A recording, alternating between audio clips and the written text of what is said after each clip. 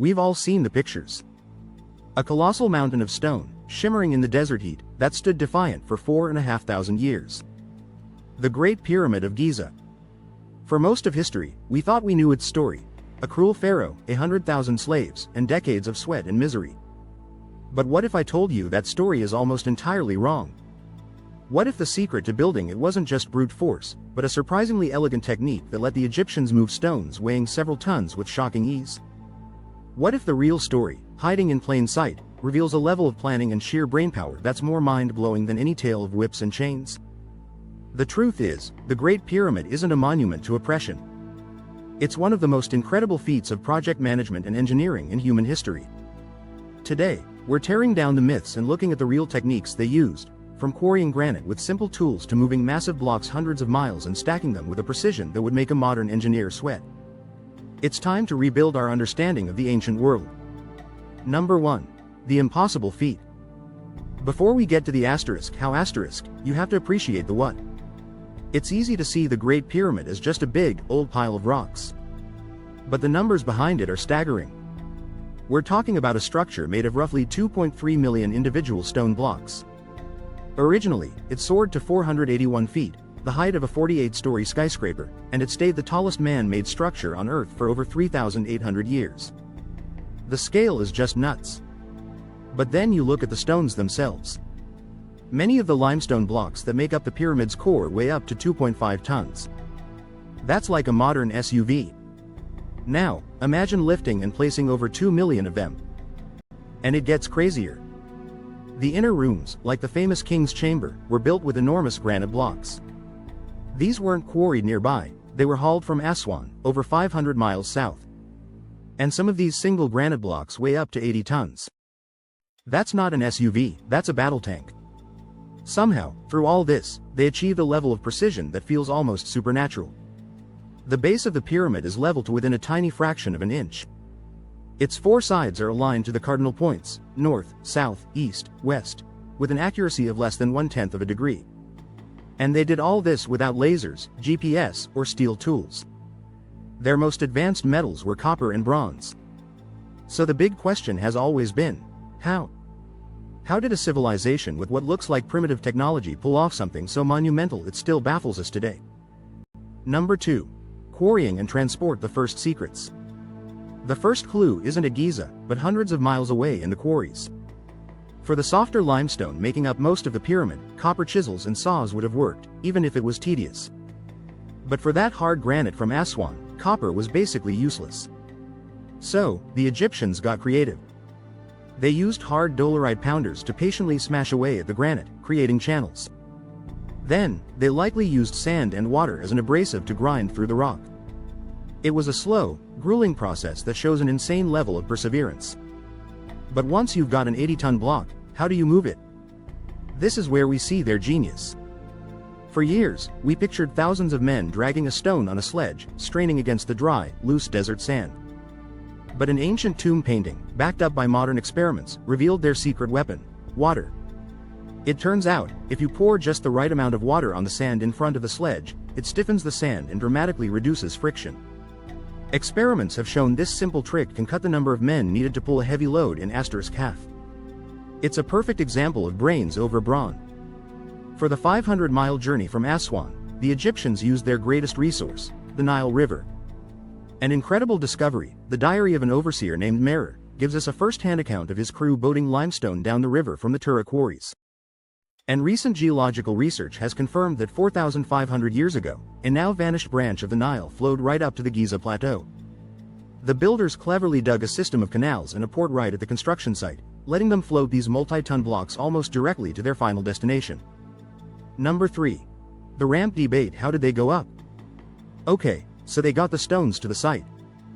But now for the biggest mystery of all. How did they get them up?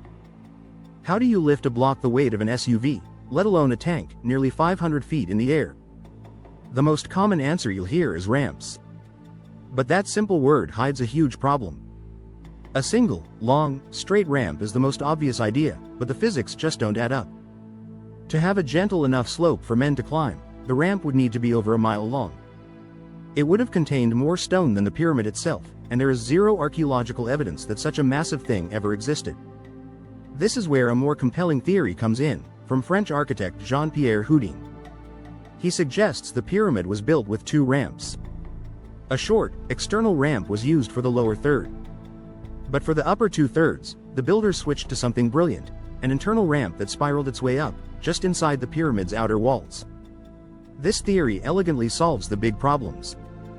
It explains why there's no evidence for a giant external ramp, because most of the ramp is still inside the pyramid, hidden from view. It also helps explain oddities, like a notch high up on one corner, which Houdin thinks was an open turn point for the ramp. What's really exciting is that modern science may be lending it some weight. The Scan Pyramids project used cosmic ray imaging to peek inside the pyramid without touching a single stone. In 2017, they announced the discovery of a massive, unknown void at least 100 feet long. More recently, a 30-foot-long hidden corridor was confirmed near the main entrance. While we don't know their purpose yet, these discoveries prove that complex internal structures exist that we never knew about, making the idea of a hidden internal ramp more plausible than ever. If you're finding these ancient engineering secrets as cool as I do, hit that subscribe button. We're always digging into mysteries like this, and you won't want to miss what we uncover next. Number 4. The human element who were the builders. This incredible project needed an incredible workforce. But this is where the myth of slaves dying under the whip completely falls apart. The real story, backed by decades of archaeology, is way more interesting. Archaeologists like Mark Lenner and Zahi Hawass have excavated the lost city of the pyramid builders, right next to the Giza Plateau. They didn't find a slave camp. They found a highly organized town with huge bakeries, breweries, and barracks that could house thousands of workers in rotating shifts. Analysis of animal bones shows these workers were eating well, plenty of beef, goat, and sheep, a much better diet than the average person in a village. Skeletons found in their cemeteries showed they received advanced medical care. Archaeologists have found bones that were expertly set and even evidence of early, complex surgical procedures. And here's the clincher. These workers were given the huge honor of being buried in tombs right in the shadow of the pyramids they were building. That is an honor that would never be given to slaves. Graffiti left inside the pyramid by the workers themselves reveals they were organized into crews with proud, sometimes funny, names like the Friends of Khufu Gang, or the Drunkards of Menkora. These weren't slaves. They were skilled Egyptian citizens. They were a mix of full-time craftsmen and seasonal laborers, likely farmers who worked on the pyramid as a form of national service or taxation while the Nile flooded their fields. The pyramid wasn't built by a captive nation, it was a national project that brought the country together. Number 5. The final touches a legacy of precision. Even with the logistics figured out, the final, perfect finish of the pyramid is a marvel. This wasn't just about stacking blocks, it was about achieving geometric perfection. They started by creating a perfectly level foundation. To do this, they likely built a low mud brick wall around the base and flooded the area with water. By marking the water level on the wall and then draining it, they created a perfectly level line to build from, basically, a giant water level on a monumental scale. The stunning astronomical alignment was probably achieved by tracking a star that circles the celestial North Pole. By finding the halfway point between where it rose and set, they could find true north with incredible accuracy. Every single stage, from the foundation to the capstone, was guided by this meticulous planning. So when we look at the Great Pyramid today, what should we see? Not a monument to suffering, but an absolute testament to human ingenuity. The mystery of moving the stones was solved by the simple physics of wet sand and a highway of canals. The challenge of lifting them was likely conquered not by one brutish ramp, but by a clever internal spiral. And the whole thing was powered by a proud, well-fed workforce of skilled Egyptians. It was a masterclass in logistics, clever engineering, and social organization. And yet, even with all we've uncovered, the pyramid hasn't given up all its secrets.